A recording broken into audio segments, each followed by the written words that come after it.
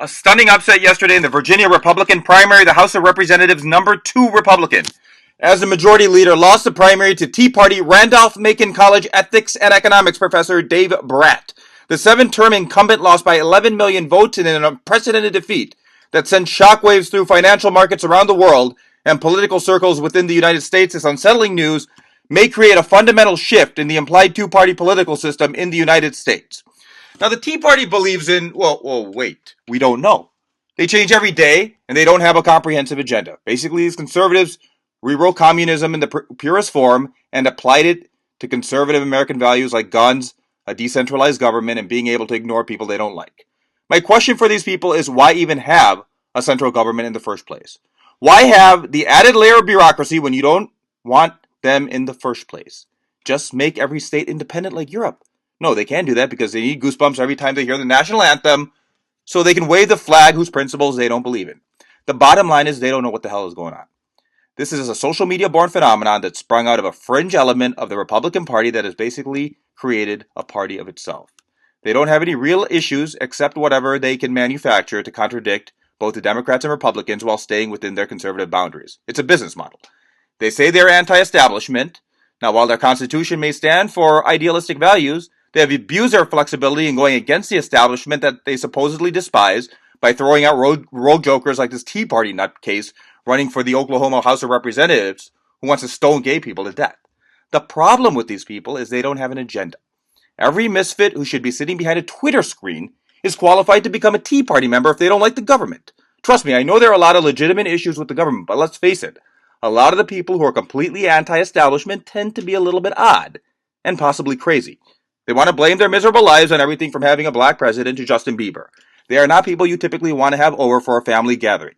The Tea Party is using the power of the populist social media phenomenon to create anarchy. If they had it their way, families would have militias in their basement to defend themselves from their neighbor's army. Any 4-year-old who can write can post something against the government on Twitter and automatically become a Tea Party member. At one point in this nation's history, we had a heavily regulated media. Then cable TV came into the picture and things became a bit more transparent. The social media phenomenon, however, has taken things to a scary new level.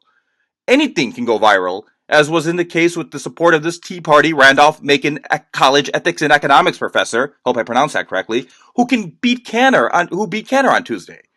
Now we are headed towards chaos. Cantor began his news conference today by referring to his Jewish faith. Maybe I'm making a leap of judgment here, but I think that was a direct attack on the Tea Party. Anti-establishment for them also includes throwing away the Constitution and making religion more prevalent within the government. In their case, it would be Christianity, since the U.S. conservative Christian religious right has a strong voice in their party. What is going to happen here, I believe, goes back to the fundamental shift I mentioned earlier. The Tea Party will eventually have to create some sort of identity. That identity will have to be somewhat logical and somewhat reflect what sane people in the United States want. In doing so, I think they are going to shift in a more libertarian direction, since the country has been moving in that direction for several years now.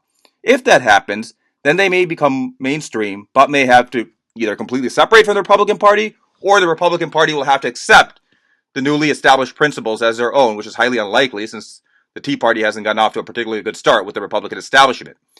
This means the two-party system could be a thing of the past. Also, since the Tea Party represents everyone who is against Democrats and Republicans, it could be split into several different parties that could be legitimized if they actually stand for rational principles instead of stoning gay people. We could be looking at a presidential election or in general, presidential elections with many more than 2 podiums during the debates. For this to happen, the Tea Party will have to get its act together soon instead of embracing a bunch of crazies who are just mad at the world and don't have any direction in their political beliefs. The Republican establishment is in a tough bind on this one. The Tea Party is essentially a guerrilla organization trying to make a name out of people whose only political expertise is a PhD in Twitter tweets.